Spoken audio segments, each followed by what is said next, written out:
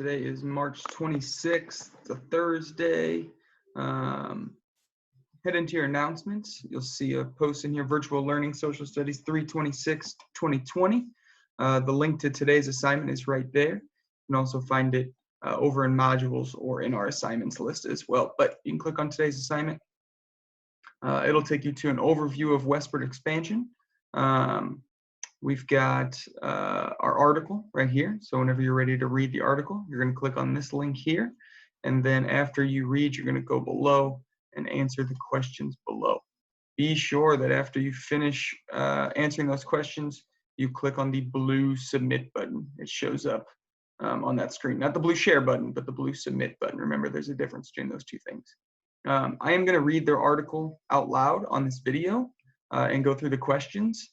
If you are not interested in listening to me read the article out loud, go ahead and stop the video now and click on the link and go ahead and work through all that stuff. If you do want to listen to the article, then you can. I'm going to go through that now. If you heard the TV in the background, sorry, my wife turned it off. She's much smarter than I am. All right. I was watching Property Brothers. Get off my back. I actually hate them. All right, here we go. Clicked on the link, took me over to this Newsella article PDF file. Okay, it's called An Overview of U.S. Westward Expansion. All right. In 1803, President Thomas Jefferson purchased the Louisiana Territory, the territory of Louisiana, from the French government for $15 million. Known as the Louisiana Purchase, this new territory stretched from the Mississippi River west to the Rocky Mountains, and from Canada south to New Orleans and the Gulf of Mexico. Altogether, it doubled the size of the young United States. To Jefferson, adding new land to the original eastern and southern states was vitally important. To be able to expand, the United States had to lay claim to land out west. The movement of settlers into these territories soon became known as westward expansion. Jefferson believed that owning land, especially farming land, was the key to independence and freedom. A man who owned land did not need to work for anyone else. Jefferson felt strongly that to provide enough land for all of its citizens, the United States would have to continue to expand. Westward expansion was key to the growth of America in the 1800s.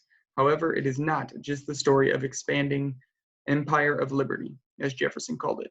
In fact, in the 60 years after the Louisiana Purchase, westward expansion very nearly tore the country apart.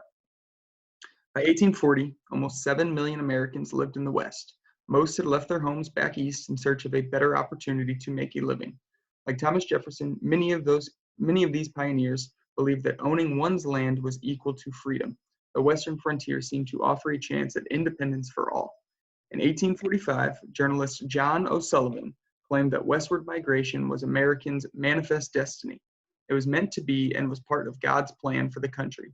Americans must carry the great experiment of liberty to the edge of the North American continent because America's freedom depended on it, O'Sullivan wrote. Meanwhile, one difficult question remained unsettled. Would slavery be allowed in the new western states? Slavery was legal in the southern states, but not in the north. Many southern farmers relied on slave labor. Northern farmers resented this because many believed it gave southern farmers an unfair advantage in making money. The Missouri Compromise of 1820 was an attempt to settle the issue. It admitted Missouri to the Union as a slave state, but declared that slavery would be outlawed north of Missouri. However, the compromise did not apply to new territories that were not part of the Louisiana Purchase. Americans kept on migrating west in the years after the Missouri Compromise was adopted. Thousands moved into Mexican territories of California, New Mexico, and Texas. In 1837, Texas won independence from Mexico. It then asked to join the United States as a slave state. Texas's request was not immediately granted because many felt it would threaten the delicate balance the Missouri Compromise had achieved. Then, in 1844, Southern cotton planter James K. Polk was elected president. In 1846, Texas joined the nation as a slave state. That same year, Polk declared war against Mexico and invaded it. Many Northerners objected to the war as an attempt to expand the area in which slavery would be permitted. In 1848, the Treaty of Guadalupe Hidalgo ended the Mexican War.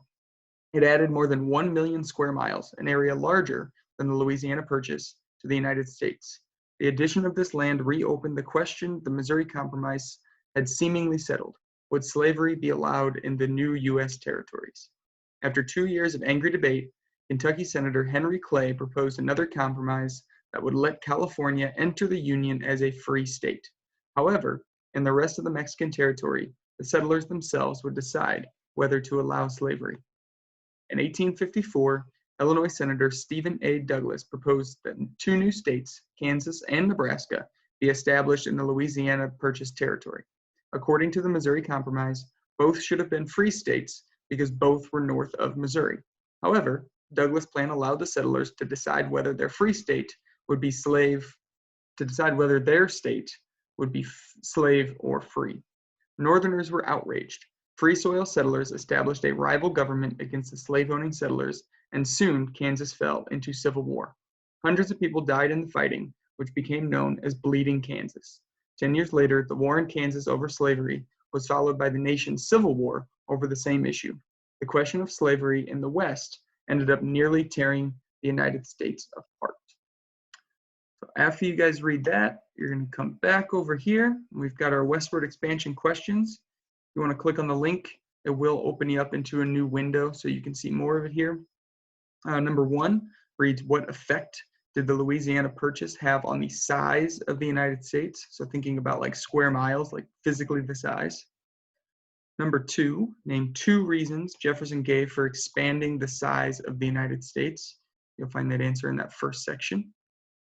By 1840, how many Americans lived in the West? Straightforward, just looking for a number. Number 4, explain manifest destiny in your own words. So go back and read that quote from O'Sullivan and kind of explain that idea of manifest destiny using your own words. Number 5, how did the Missouri Compromise attempt to settle the issue of slavery in the West? Number 6, why was Texas not immediately granted statehood after it asked? Think about that balance between slavery and non-slave states. Number 7, which treaty provided land that was larger than the Louisiana Purchase? And finally, number 8, why were Kansas and Nebraska so important to pro-slavery and anti-slavery groups? We'll go through and answer those. You can kind of figure out which ones require a complete sentence and which ones don't. And then whenever you're done, you'll come up and actually you'll go back to this screen and you'll have that blue submit button over here. If you don't see the blue submit button, just hit refresh and it'll come back. Okay? So today we're reading the article, answering the questions, and then that'll be your assignment. Tomorrow, look for one more announcement this week, as you'll have a survey to take for the team through my class. As usual, virtual office hours will be from 10 a.m. to 11 a.m. in Canvas chat. I'll be there. If you have questions at other times, feel free to send me an email anytime, and I will get back to you ASAP. All right, guys, have a good one and take it easy.